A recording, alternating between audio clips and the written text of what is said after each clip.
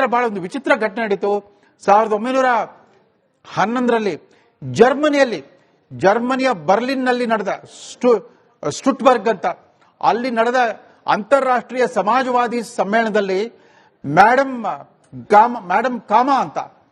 Rustomji comma, ಆಕೆ ಒಬ್ಬ ಪಾರ್ಸಿ ಸ್ವಾತಂತ್ರ್ಯ ಹೋರಾಟಗಾರ್ತಿ. ಅಲ್ಲಿ ಭಾರತದ ತ್ರಿವರ್ಣ ಧ್ವಜವನ್ನ ರಚಿಸ್ತಾರೆ. ಅದರಲ್ಲಿ 3 ಬಣ್ಣಗಳಿರುತ್ತೆ, ಮೇಲೆ ಹಸಿರು, ಮಧ್ಯ ಹಳದಿ, ಕೆಳಗಡೆ ಕೆಂಪು.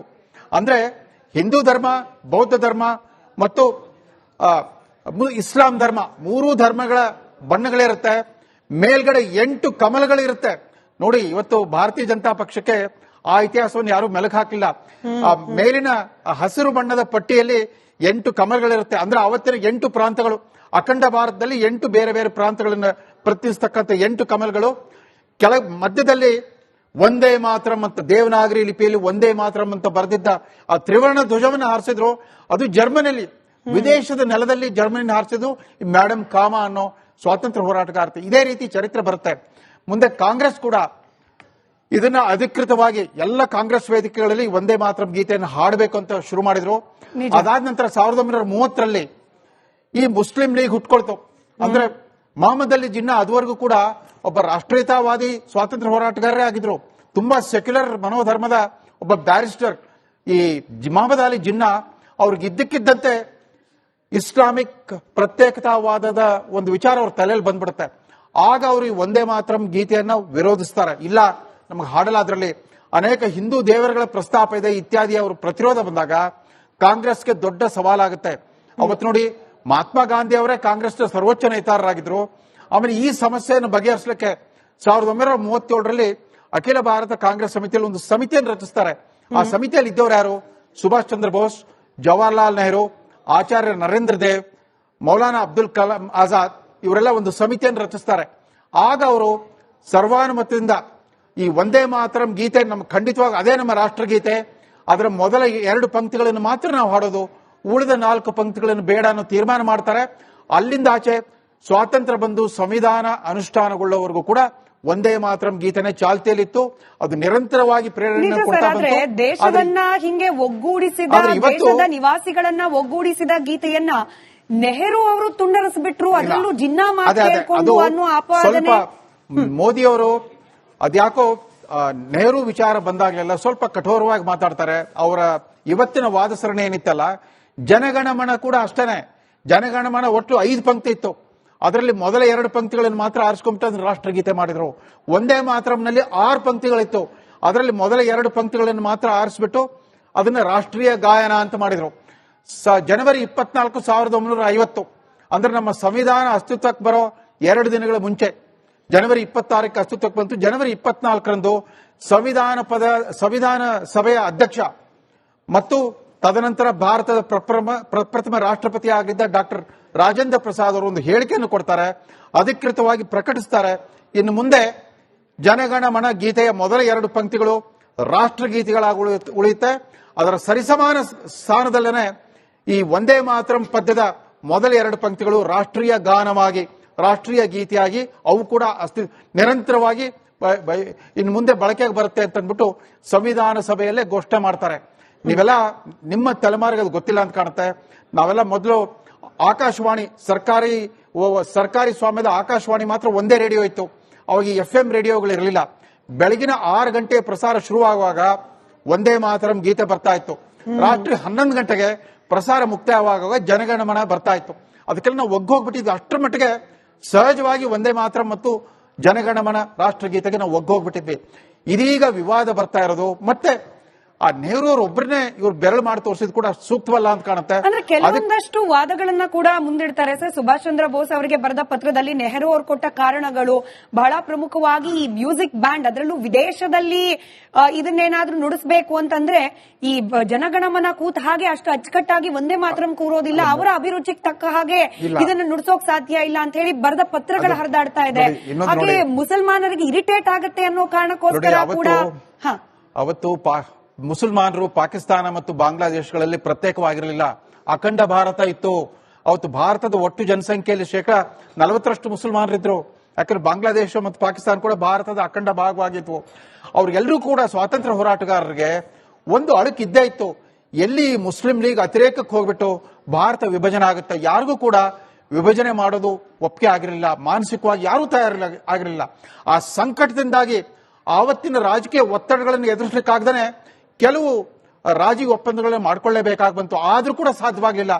ಈ ಒಂದೊಂದೇ ಅವ್ರು ಹಾಕಿದ ಷರತ್ತುಗಳು ಒಪ್ಕೊಳ್ತಾ ಬಂದಾಗಲಿಲ್ಲ. ಕಡೆಗೂ ಅವ್ರು ಇಟ್ಟಿದ್ದು ಇಲ್ಲ, ಹಿಂದೂ ಮತ್ತು ಮುಸ್ಲಿಂ ಇಬ್ರು ಕೂಡ ಎರಡು ಪ್ರತ್ಯೇಕ ರಾಷ್ಟ್ರಗಳು, 2 ನೇಷನ್ ಥಿಯರಿ ಅನ್ನೋದೇ ಮೇಲ್ಗೈ ಸಾಧಿಸ್ಬಿಡ್ತು. ಅದು ಅವತ್ತಿನ ಚಾರಿತ್ರಿಕ ಒತ್ತಡ ಆ ತರ ಇತ್ತು. ಇವಾಗ ಏನ್ ಮಾಡ್ತೀರಾ? ಈಗ ಮೋದಿ ಅವ್ರ ಕಾಲದಲ್ಲಿ ಮೊನ್ನೆ ಕಳೆದ ವರ್ಷ ಆಗಸ್ಟ್ ನಲ್ಲಿ ಬಾಂಗ್ಲಾದೇಶ್ ತನ್ನ 50 ವರ್ಷದ ಇತಿಹಾಸವನ್ನ ಅಳಿಸಾಕ್ಬಿಟ್ರೆ ಅವರು ಬಾಂಗ್ಲಾದೇಶವನ್ನ ಸ್ವತಂತ್ರ ಜಾತ್ಯತೀತ ಗಣರಾಜ್ಯ ಅಂತ ಅದರ ರಾಷ್ಟ್ರಪಿತ ಮುಜಿಬುರ್ ರೆಹಮಾನ್ ಅವರು ಮಾಡಿದ್ರು. ಇಂದಿರಾ ಗಾಂಧಿ ಅವ್ರ ಜೊತೆಗೆ ವಿಮೋಚನೆ ಮಾಡಿದಾಗ ಕಳೆದ 1 ವರ್ಷದ ಬಾಂಗ್ಲಾದೇಶ ಏನಾಗ್ಬಿಡ್ತು, ನಮ್ಮ ಶತ್ರು ರಾಷ್ಟ್ರ ಆಗೋಗ್ಬಿಡ್ತು. ಇನ್ನೇನದು ಮತ್ತೆ ಪೂರ್ವ ಪಾಕಿಸ್ತಾನವಾಗಿ ಪರಿವರ್ತನೆಗಳ ಹಂತಕ್ಕೆ ಬಂದ್ಬಿಟ್ಟಿದೆ. ಮೋದಿ ಅವರು ಏನು ಹೇಳಿಕ್ಕಾಗ್ದೇ ಮೌನಕ್ಕೆ ತಾಳಿದ್ದಾರೆ. ಒಂದು ಸಮಸ್ಯಾತ್ಮಕ ಮೌನ. ಇವತ್ತು ನರೇಂದ್ರ ಮೋದಿ ಎದುರಿಸ್ತಾ ಇರೋ ಅನೇಕ ಈ ತರ ಸಂದಿಗ್ಧಮಯ ಸನ್ನಿವೇಶನ ಅವತ್ತ ಸ್ವಾತಂತ್ರ್ಯ ಹೋರಾಟ ಬಹಳ ಒಂದು ವಿಚಿತ್ರ ಘಟನೆ ನಡೀತು. 1911ರಲ್ಲಿ ಜರ್ಮನಿಯ ಬರ್ಲಿನ್ನಲ್ಲಿ ನಡೆದ ಸ್ಟುಟ್ಬರ್ಗ್ ಅಂತ ಅಲ್ಲಿ ನಡೆದ ಅಂತಾರಾಷ್ಟ್ರೀಯ ಸಮಾಜವಾದಿ ಸಮ್ಮೇಳನದಲ್ಲಿ ಮೇಡಮ್ ರುಸ್ತುಂಜಿ ಕಾಮಾ, ಆಕೆ ಒಬ್ಬ ಪಾರ್ಸಿ ಸ್ವಾತಂತ್ರ್ಯ ಹೋರಾಟಗಾರ್ತಿ. ಅಲ್ಲಿ ಭಾರತದ ತ್ರಿವರ್ಣ ಧ್ವಜವನ್ನ ರಚಿಸ್ತಾರೆ. ಅದರಲ್ಲಿ 3 ಬಣ್ಣಗಳಿರುತ್ತೆ, ಮೇಲೆ ಹಸಿರು, ಮಧ್ಯ ಹಳದಿ, ಕೆಳಗಡೆ ಕೆಂಪು. ಅಂದ್ರೆ ಹಿಂದೂ ಧರ್ಮ, ಬೌದ್ಧ ಧರ್ಮ ಮತ್ತು ಇಸ್ಲಾಂ ಧರ್ಮ, 3 ಧರ್ಮಗಳ ಬಣ್ಣಗಳಿರುತ್ತೆ. ಮೇಲ್ಗಡೆ 8 ಕಮಲಗಳಿರುತ್ತೆ. ನೋಡಿ, ಇವತ್ತು ಭಾರತೀಯ ಜನತಾ ಪಕ್ಷಕ್ಕೆ ಆ ಇತಿಹಾಸವನ್ನು ಯಾರು ಮೆಲುಕು ಹಾಕಿಲ್ಲ. ಆ ಮೇಲಿನ ಹಸಿರು ಬಣ್ಣದ ಪಟ್ಟಿಯಲ್ಲಿ 8 ಕಮಲಗಳಿರುತ್ತೆ. ಅಂದ್ರೆ ಅವತ್ತಿನ 8 ಪ್ರಾಂತಗಳು, ಅಖಂಡ ಭಾರತದಲ್ಲಿ 8 ಬೇರೆ ಬೇರೆ ಪ್ರಾಂತಗಳನ್ನು ಪ್ರತಿನಿಧಿಸ್ತಕ್ಕಂಥ 8 ಕಮಲಗಳು. ಮಧ್ಯದಲ್ಲಿ ಒಂದೇ ಮಾತರಂ ಅಂತ ದೇವನಾಗರಿ ಲಿಪಿಯಲ್ಲಿ ಒಂದೇ ಮಾತರಂ ಅಂತ ಬರೆದಿದ್ದ ಆ ತ್ರಿವರ್ಣ ಧ್ವಜವನ್ನು ಹಾರಿಸಿದ್ರು. ಅದು ಜರ್ಮನಿಯಲ್ಲಿ, ವಿದೇಶದ ನೆಲದಲ್ಲಿ ಜರ್ಮನಿ ಹಾರಿಸಿದ್ರು ಮೇಡಮ್ ಕಾಮಾ ಅನ್ನೋ ಸ್ವಾತಂತ್ರ್ಯ ಹೋರಾಟಗಾರ್ತಿ. ಇದೇ ರೀತಿ ಚರಿತ್ರೆ ಬರುತ್ತೆ. ಮುಂದೆ ಕಾಂಗ್ರೆಸ್ ಕೂಡ ಇದನ್ನ ಅಧಿಕೃತವಾಗಿ ಎಲ್ಲ ಕಾಂಗ್ರೆಸ್ ವೇದಿಕೆಗಳಲ್ಲಿ ಒಂದೇ ಮಾತರಂ ಗೀತೆಯನ್ನು ಹಾಡಬೇಕು ಅಂತ ಶುರು ಮಾಡಿದ್ರು. ಅದಾದ ನಂತರ 1930ರಲ್ಲಿ ಈ ಮುಸ್ಲಿಂ ಲೀಗ್ ಹುಟ್ಕೊಳ್ತು. ಅಂದ್ರೆ ಮೊಹಮ್ಮದ್ ಅಲಿ ಜಿನ್ನಾ ಅದುವರೆಗೂ ಕೂಡ ಒಬ್ಬ ರಾಷ್ಟ್ರೀಯತಾವಾದಿ ಸ್ವಾತಂತ್ರ್ಯ ಹೋರಾಟಗಾರರೇ ಆಗಿದ್ರು. ತುಂಬಾ ಸೆಕ್ಯುಲರ್ ಮನೋಧರ್ಮದ ಒಬ್ಬ ಬ್ಯಾರಿಸ್ಟರ್. ಈ ಮೊಹಮ್ಮದ್ ಅಲಿ ಜಿನ್ನಾ ಅವ್ರಿಗೆ ಇದ್ದಕ್ಕಿದ್ದಂತೆ ಇಸ್ಲಾಮಿಕ್ ಪ್ರತ್ಯೇಕತಾವಾದದ ಒಂದು ವಿಚಾರ ಅವ್ರ ತಲೆಯಲ್ಲಿ ಬಂದ್ಬಿಡುತ್ತೆ.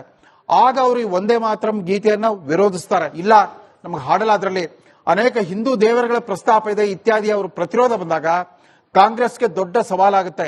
ಅವತ್ತು ನೋಡಿ, ಮಹಾತ್ಮ ಗಾಂಧಿ ಅವರೇ ಕಾಂಗ್ರೆಸ್ನ ಸರ್ವೋಚ್ಚ ನೇತಾರರಾಗಿದ್ರು. ಆಮೇಲೆ ಈ ಸಮಸ್ಯೆಯನ್ನು ಬಗೆಹರಿಸಲಿಕ್ಕೆ 1937ರಲ್ಲಿ ಅಖಿಲ ಭಾರತ ಕಾಂಗ್ರೆಸ್ ಸಮಿತಿಯಲ್ಲಿ ಒಂದು ಸಮಿತಿಯನ್ನು ರಚಿಸ್ತಾರೆ. ಆ ಸಮಿತಿಯಲ್ಲಿ ಇದ್ದವರು ಯಾರು? ಸುಭಾಷ್ ಚಂದ್ರ ಬೋಸ್, ಜವಾಹರ್ಲಾಲ್ ನೆಹರು, ಆಚಾರ್ಯ ನರೇಂದ್ರ ದೇವ್, ಮೌಲಾನಾ ಅಬ್ದುಲ್ ಕಲಾಂ ಆಜಾದ್, ಇವರೆಲ್ಲ ಒಂದು ಸಮಿತಿಯನ್ನು ರಚಿಸ್ತಾರೆ. ಆಗ ಅವರು ಸರ್ವಾನುಮತದಿಂದ ಈ ಒಂದೇ ಮಾತರಂ ಗೀತೆ ನಮ್ಮ ಖಂಡಿತವಾಗಿ ಅದೇ ನಮ್ಮ ರಾಷ್ಟ್ರಗೀತೆ, ಅದರ ಮೊದಲ 2 ಪಂಕ್ತಿಗಳನ್ನು ಮಾತ್ರ ನಾವು ಹಾಡೋದು, ಉಳಿದ 4 ಪಂಕ್ತಿಗಳನ್ನು ಬೇಡ ಅನ್ನೋ ತೀರ್ಮಾನ ಮಾಡ್ತಾರೆ. ಅಲ್ಲಿಂದ ಆಚೆ ಸ್ವಾತಂತ್ರ್ಯ ಬಂದು ಸಂವಿಧಾನ ಅನುಷ್ಠಾನಗೊಳ್ಳುವವರೆಗೂ ಕೂಡ ಒಂದೇ ಮಾತರಂ ಗೀತೆನೇ ಚಾಲ್ತಿಯಲ್ಲಿತ್ತು. ಅದು ನಿರಂತರವಾಗಿ ಪ್ರೇರಣೆ ಕೊಡ್ತಾ ಬಂತು. ದೇಶವನ್ನ ಹಿಂಗೆ ಒಗ್ಗೂಡಿಸಿದ, ದೇಶದ ನಿವಾಸಿಗಳನ್ನ ಒಗ್ಗೂಡಿಸಿದ ಗೀತೆಯನ್ನ ನೆಹರು ಅವರು ತುಂಡರಿಸಿಬಿಟ್ರು. ಅದರಲ್ಲೂ ಜಿನ್ನಾ ಮಾತು ಕೇಳ್ಕೊಂಡು ಅನ್ನೋ ಆಪಾದನೆ. ಮೋದಿ ಅವರು ಅದ್ಯಾಕೋ ನೆಹರು ವಿಚಾರ ಬಂದಾಗಲೆಲ್ಲ ಸ್ವಲ್ಪ ಕಠೋರವಾಗಿ ಮಾತಾಡ್ತಾರೆ. ಅವರ ಇವತ್ತಿನ ವಾದ ಸರಣಿ ಏನಿತ್ತಲ್ಲ, ಜನಗಣಮನ ಕೂಡ ಅಷ್ಟೇನೆ. ಜನಗಣಮನ ಒಟ್ಟು 5 ಪಂಕ್ತಿ ಇತ್ತು. ಅದರಲ್ಲಿ ಮೊದಲ 2 ಪಂಕ್ತಿಗಳನ್ನು ಮಾತ್ರ ಆರಿಸ್ಕೊಂಡ್ಬಿಟ್ಟು ರಾಷ್ಟ್ರಗೀತೆ ಮಾಡಿದ್ರು. ಒಂದೇ ಮಾತರಂನಲ್ಲಿ 6 ಪಂಕ್ತಿಗಳಿತ್ತು. ಅದರಲ್ಲಿ ಮೊದಲ 2 ಪಂಕ್ತಿಗಳನ್ನು ಮಾತ್ರ ಆರಿಸ್ಬಿಟ್ಟು ಅದನ್ನ ರಾಷ್ಟ್ರೀಯ ಗಾಯನ ಅಂತ ಮಾಡಿದ್ರು. ಜನವರಿ 24, 1950, ಅಂದ್ರೆ ನಮ್ಮ ಸಂವಿಧಾನ ಅಸ್ತಿತ್ವಕ್ಕೆ ಬರೋ 2 ದಿನಗಳ ಮುಂಚೆ, ಜನವರಿ 26ಕ್ಕೆ ಅಸ್ತಿತ್ವಕ್ಕೆ ಬಂತು. ಜನವರಿ 24ರಂದು ಸಂವಿಧಾನ ಸಭೆಯ ಅಧ್ಯಕ್ಷ ಮತ್ತು ತದನಂತರ ಭಾರತದ ಪ್ರಪ್ರಥಮ ರಾಷ್ಟ್ರಪತಿ ಆಗಿದ್ದ ಡಾಕ್ಟರ್ ರಾಜೇಂದ್ರ ಪ್ರಸಾದ್ ಅವರು ಒಂದು ಹೇಳಿಕೆಯನ್ನು ಕೊಡ್ತಾರೆ, ಅಧಿಕೃತವಾಗಿ ಪ್ರಕಟಿಸ್ತಾರೆ. ಇನ್ನು ಮುಂದೆ ಜನಗಣಮನ ಗೀತೆಯ ಮೊದಲ 2 ಪಂಕ್ತಿಗಳು ರಾಷ್ಟ್ರಗೀತೆಗಳಾಗಿ ಉಳಿಯುತ್ತೆ. ಅದರ ಸರಿಸಮಾನ ಸ್ಥಾನದಲ್ಲೇನೆ ಈ ಒಂದೇ ಮಾತರಂ ಪದ್ಯದ ಮೊದಲ 2 ಪಂಕ್ತಿಗಳು ರಾಷ್ಟ್ರೀಯ ಗಾನವಾಗಿ, ರಾಷ್ಟ್ರೀಯ ಗೀತೆಯಾಗಿ ಅವು ಕೂಡ ನಿರಂತರವಾಗಿ ಇನ್ನು ಮುಂದೆ ಬಳಕೆಗೆ ಬರುತ್ತೆ ಅಂತ ಅಂದ್ಬಿಟ್ಟು ಸಂವಿಧಾನ ಸಭೆಯಲ್ಲೇ ಘೋಷಣೆ ಮಾಡ್ತಾರೆ. ನೀವೆಲ್ಲ ನಿಮ್ಮ ತಲೆಮಾರಿಗೆ ಅದು ಗೊತ್ತಿಲ್ಲ ಅಂತ ಕಾಣುತ್ತೆ. ನಾವೆಲ್ಲ ಮೊದಲು ಆಕಾಶವಾಣಿ ಸರ್ಕಾರಿ ಸ್ವಾಮ್ಯದ ಆಕಾಶವಾಣಿ ಮಾತ್ರ ಒಂದೇ ರೇಡಿಯೋ ಇತ್ತು. ಅವಾಗ FM ರೇಡಿಯೋಗಳು ಇರಲಿಲ್ಲ. ಬೆಳಗಿನ 6 ಗಂಟೆ ಪ್ರಸಾರ ಶುರುವಾಗುವಾಗ ಒಂದೇ ಮಾತರಂ ಗೀತೆ ಬರ್ತಾ ಇತ್ತು. ರಾತ್ರಿ 11 ಗಂಟೆಗೆ ಪ್ರಸಾರ ಮುಕ್ತಾಯವಾಗುವಾಗ ಜನಗಣಮನ ಬರ್ತಾ ಇತ್ತು. ಅದಕ್ಕೆಲ್ಲ ನಾವು ಒಗ್ಗೋಗ್ಬಿಟ್ಟಿದ್ವಿ. ಅಷ್ಟರ ಮಟ್ಟಿಗೆ ಸಹಜವಾಗಿ ಒಂದೇ ಮಾತರಂ ಮತ್ತು ಜನಗಣಮನ ರಾಷ್ಟ್ರಗೀತೆಗೆ ನಾವು ಒಗ್ಗೋಗ್ಬಿಟ್ಟಿದ್ವಿ. ಇದೀಗ ವಿವಾದ ಬರ್ತಾ ಇರೋದು ಮತ್ತೆ ಆ ನೆಹರು ಅವರು ಒಬ್ಬರನ್ನೇ ಇವ್ರು ಬೆರಳು ಮಾಡಿ ತೋರಿಸಿದ್ ಕೂಡ ಸೂಕ್ತವಲ್ಲ ಅಂತ ಕಾಣುತ್ತೆ. ಅಂದ್ರೆ ಕೆಲವೊಂದಷ್ಟು ವಾದಗಳನ್ನ ಕೂಡ ಮುಂದಿಡ್ತಾರೆ ಸರ್. ಸುಭಾಷ್ ಚಂದ್ರ ಬೋಸ್ ಅವರಿಗೆ ಬರೆದ ಪತ್ರದಲ್ಲಿ ನೆಹರು ಅವರು ಕೊಟ್ಟ ಕಾರಣಗಳು ಬಹಳ ಪ್ರಮುಖವಾಗಿ ಈ ಮ್ಯೂಸಿಕ್ ಬ್ಯಾಂಡ್, ಅದರಲ್ಲೂ ವಿದೇಶದಲ್ಲಿ ಇದನ್ನೇನಾದ್ರೂ ನುಡಿಸಬೇಕು ಅಂತಂದ್ರೆ ಈ ಜನಗಣಮನ ಕೂತ ಹಾಗೆ ಅಷ್ಟು ಅಚ್ಚುಕಟ್ಟಾಗಿ ಒಂದೇ ಮಾತ್ರ ಕೂರೋದಿಲ್ಲ, ಅವರ ಅಭಿರುಚಿಗೆ ತಕ್ಕ ಹಾಗೆ ಇದನ್ನು ನುಡಿಸೋಕ್ ಸಾಧ್ಯ ಇಲ್ಲ ಅಂತ ಹೇಳಿ ಬರೆದ ಪತ್ರಗಳ ಹರಿದಾಡ್ತಾ ಇದೆ. ಹಾಗೆ ಮುಸಲ್ಮಾನರಿಗೆ ಇರಿಟೇಟ್ ಆಗತ್ತೆ ಅನ್ನೋ ಕಾರಣಕ್ಕೋಸ್ಕರ ಕೂಡ ಅವತ್ತು ಮುಸಲ್ಮಾನರು ಪಾಕಿಸ್ತಾನ ಮತ್ತು ಬಾಂಗ್ಲಾದೇಶಗಳಲ್ಲಿ ಪ್ರತ್ಯೇಕವಾಗಿರಲಿಲ್ಲ, ಅಖಂಡ ಭಾರತ ಇತ್ತು.